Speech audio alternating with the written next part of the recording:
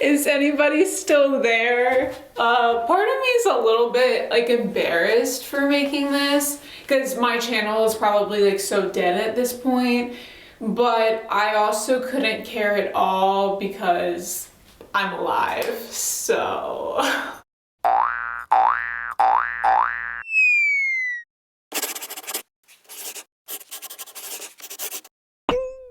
Hey guys, it's me, Kelsey, and it's been about 2.5 years since I've actually sat down and filmed a video for my channel. As you can see from the title of this video, this is about why I left YouTube, why I left the internet completely. And if you're familiar with YouTube, you've probably seen other creators make videos with this same exact title, and I think that's mainly just because creators, they get burnt out. They struggle with mental health, sometimes they just can't think of ideas. And while all of those things are totally valid, none of those have to do with the reason why I left.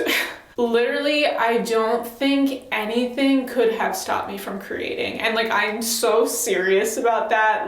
I could work 2 jobs in one day, really long day, and then I would come home, film or edit, and just straight hustle until the sun went down. And I was so happy doing that. Did I neglect myself a little bit? Yes, but I could never convey how much I just loved YouTube. I loved connecting with you guys. I just all around loved creating, and that would have continued except for that I had a life-changing car accident.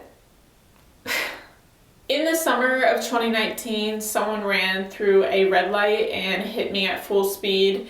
And I have been recovering from that ever since. I'm literally coming back to this channel as soon as I felt that I could. I had the green light and I waited 3 seconds like I typically would, and I looked both ways just as a safety because I was an extremely cautious driver. But regardless, I pulled out, and then for a split second, I was like, what is that? I just saw this dark shadow coming my way, and I guess that was enough for me to tighten up my body. So that certainly did not help. I got hit kind of at my front fender, but also my driver's side where I was.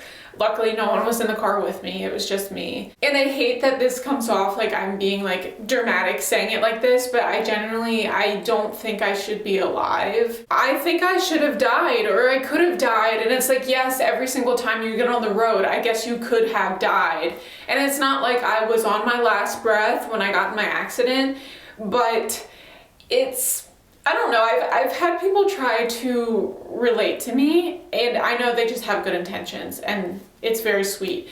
But I'll tell them oh, I got in a car accident, and they'll be oh, you'll get better soon, or I've been there, and this was no little fender bender, which, hey, that can be traumatic, no matter the level of your accident or the intensity of whatever, definitely traumatic. My heart goes out to you if you've experienced anything. But I've noticed when I explain my story to someone, I need to start saying I was in a car crash. It was not just an accident, it was a full impact. The person who hit me, when he came up to my window afterwards, he said, oh, I was only going 60.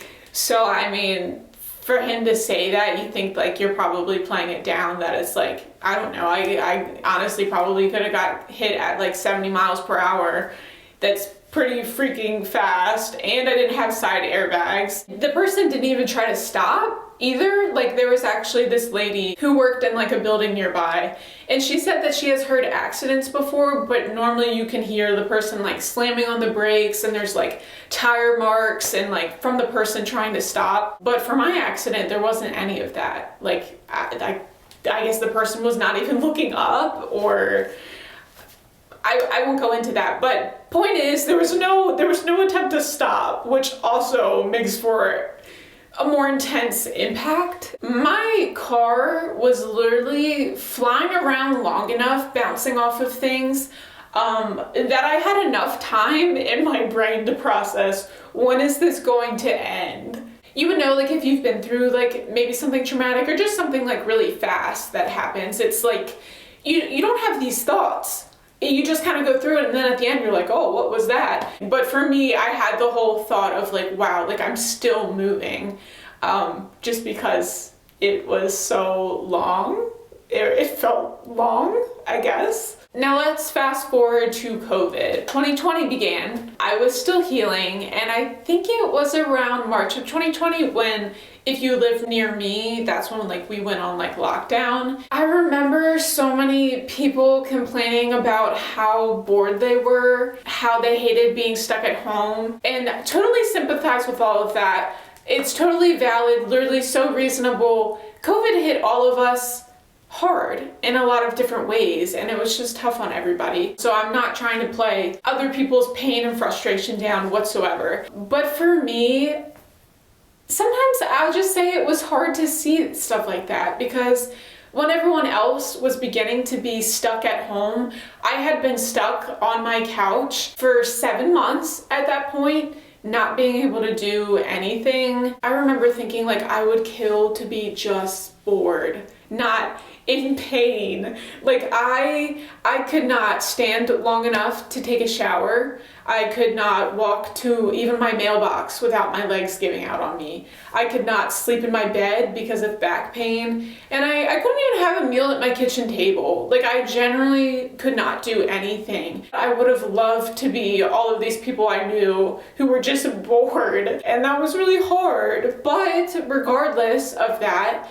then I think about people who actually had COVID, and people who were actually in the hospital, and people who were actually dying. And those people would have killed to be me. They would have loved to be me and just sat on the couch and been in pain, even if they couldn't do anything, because that is a lot better than dying.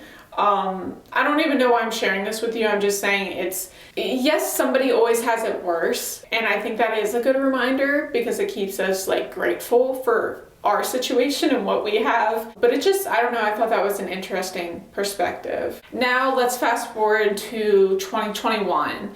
At some point within that year, I finally had gotten all of my different diagnoses, finally labels for my conditions that I was actually dealing with, still am, but finally something to say, oh, this is what's going on, because that big unknown is so stressful to deal with. And the big question, what actually happened to me because of my accident? Well, if you want to know, I would say the main 3 things that I have is I have a movement disorder, I have a back injury, and then I have a traumatic brain injury. But it's amazing, even with just me naming those 3 things, they all have an array of other symptoms and things involved. I did not break a single bone, and that is ridiculously insane. My front airbag never went off. I didn't have side airbags, and with the impact I sustained, I don't know how someone doesn't break a single bone. Literally like a miracle. But regardless, I remember thinking that after my accident, and I was like, wow, like I'm gonna heal like so soon. And that was a freaking joke. Basically, my movement disorder, my functional neurological disorder, that is a problem where the communication of your nervous system gets interrupted, and your brain and body can no longer receive and send signals correctly, which will result in just my legs giving out, or my legs getting tremors, or my upper body just starts jolting and I get seizures. Basically just any type of like involuntary movements, as well as other symptoms. Then you have my traumatic brain injury, which yes, cognitively, that was very difficult, still is. Trouble with focus and attention, and I get easily distracted, and I cannot retain information very well at all. Extremely frustrating. And I don't have a great memory. Really messed up my balance. There was a time in my recovery for like the whole first year, and probably more than that actually, but I could not look up at the sky without falling over. So That was fun. My balance is still a little bit better, but I definitely am not the same. I'll get seizures from like flashing and rotating lights. I get like a sensory overload. I get migraines. I have something called photophobia, extreme light sensitivity, and sound sensitivity. And then there is my back injury that would prevent me from sitting for longer periods, standing, sleeping in my bed, just all around being like mobile. My back pain has sent me to the hospital, I think 6 times for different procedures. And now I think I need one for my freaking tailbone. So that's gonna be fun. There's just so many things even outside of these, like more than I can name on like the 2 of my hands, which is crazy. Oh, and let's not forget the trauma. Your girl's got PTSD, but we're working through it. We're trucking along. And it's so crazy to think about. Like, think about my movement disorder. Okay, your girl can't walk. So then I'm like, I can sit, right? But then my back's like, no, we can't sit, we can't stand. So like, what was I supposed to do? Anyway, hence why it took so long to come back to the channel. But I'm sitting now and I'm so grateful. If I continue to sit here for a long time, will my back hurt? Yes. Will I pay a price for several days after? Yes. I have an ice pack that's literally the size of my whole back. That's my best friend now. And the amount of doctors I have seen is also ridiculous. I have seen probably 7 different physical therapists, occupational therapists, cognitive therapists, at least 4 different neurologists, movement disorder specialists, neuro-ophthalmologist, vision therapy, neuropsychologist, vestibular therapy, like literally, and that's not even all of them. That's what I'm saying is what have I been doing? I've been being a full-time patient. That's my job now. Like, it's insane. And does it still make me sad? Heck yeah, it does. Like, this is really weird. I'm just gonna share my thoughts. One day I saw something about 9/11. So random, but listen, I'm not comparing my situation to 9/11, so don't twist my freaking words, but I was reading something like really inspiring about like people's stories, and it was saying like, oh, one guy, he was like on his way to work that day and he was getting like a blister on like his heel from a shoe. So he stopped at the store to get a Band-Aid. And because he stopped at the store that day, like literally stopping there is what saved his life. And same with like, I saw other ones about like this lady like missed her flight, and if she would have gone on that flight, obviously she wouldn't be here today. And just like the most heartwarming stuff that I was like, wow, like miracles truly are real.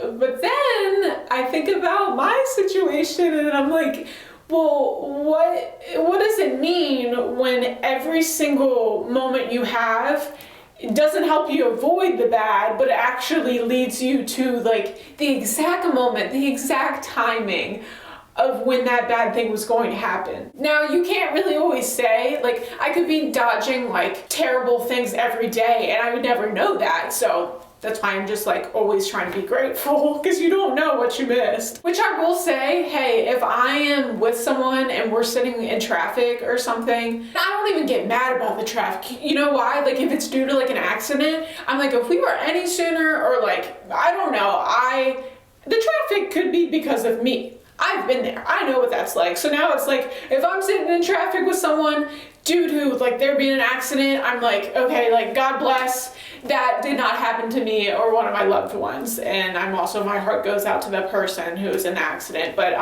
anyways, I'm getting off topic. It's so hard for me to still wrap my mind around like every single moment I had that morning led to me being in that traumatic experience. One, I think I might have overslept a little bit that day, right? And I'm like, oh, if I would have got up sooner, like, would I have been in an accident? Don't know. Then, it's a little funny, but even when I would like run late for work, like I would always make like breakfast a priority. Like I loved having like a bagel every morning.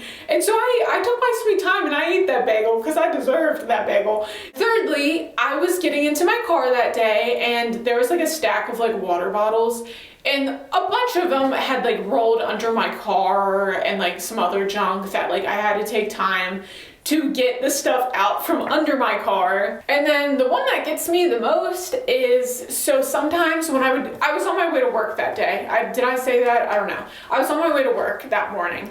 And sometimes I would take like the back road, but the back road, they were doing construction. And because I was running a little bit behind, I was like, oh, I'm not gonna sit in that. I'll just go to this intersection here. And if I had just, like literally, if I would have changed any of those decisions, you know, would I be in an accident? I don't know. I probably wouldn't. And that's not a great way to think about it, but it's, what does that mean when every single moment is timed perfectly for you to be in something like that? For me to be in that accident, was that like God's plan, or was it just like wrong place, wrong time, and just like a coincidence? I don't know, but I do know that God saved me. I'm a big believer that until your purpose is served, that you don't leave Earth. And thinking about like my life before my accident, my purpose was not served whatsoever. That it's, I still have so much I need to do. And so like honestly, like when I think about it that way, I'm like, God knew that he was gonna save me before I even got in that scenario. And like, I don't know, it's heartwarming because yes, I went through something traumatic, and yes, I'm still healing, and yes, life is still so hard. I feel like I'm supposed to be here. I still have a purpose. I still have a reason that I'm here, you know? So that's pretty nice. I mean, hey, if you don't need something traumatic to tell you that either. If you're still here and you're watching this, you do have a purpose, in case you didn't know. I remember thinking about this video so much throughout these last few years, being like, oh, like I'm gonna create something like so inspiring, like have this big story, come back to the internet and be like, oh, look at everything I overcame, and like you can overcome like anything you want, and like just be like, oh look, like I'm better now. And it's funny because all of that is so far from the truth. It's so far. I'm still in 2 physical therapies. Outside of that, I still have so many doctor's appointments. The things I'm dealing with do not just go away. But my hope is that I can show you guys, you know, that you can have so much physical pain and mental pain, and you can still be okay. You can be disabled and you can still have a happy and fulfilling life. That's one reason I am coming back to my channel, because I would need you guys to see that. It's so important, you know, just because you have trauma, or you experience trauma, or you have pain every single day, or you have multiple disabilities, you can still have a happy life, even when it's hard. And I'm sorry for crying, but like also, if I wasn't crying during this video, I probably was not being honest enough. Like let's be real. I want to show you guys that you can be okay no matter what you're dealing with, and that's kind of the part of my journey that I want you guys to see. I'm not finished going through hell. I'm certainly not. Physically, mentally, emotionally, just all around, I feel like I've been just beat up on these past like 2+ years, but I feel like I am gonna get to the other side, but I don't think I can do that without creating, which is why I'm back. I haven't filmed something in like 2+ years or talked to you guys, and like, I don't know, I feel full. I feel happy, and this is, oh my God. And I'm happy to be alive. I am. Oh my God.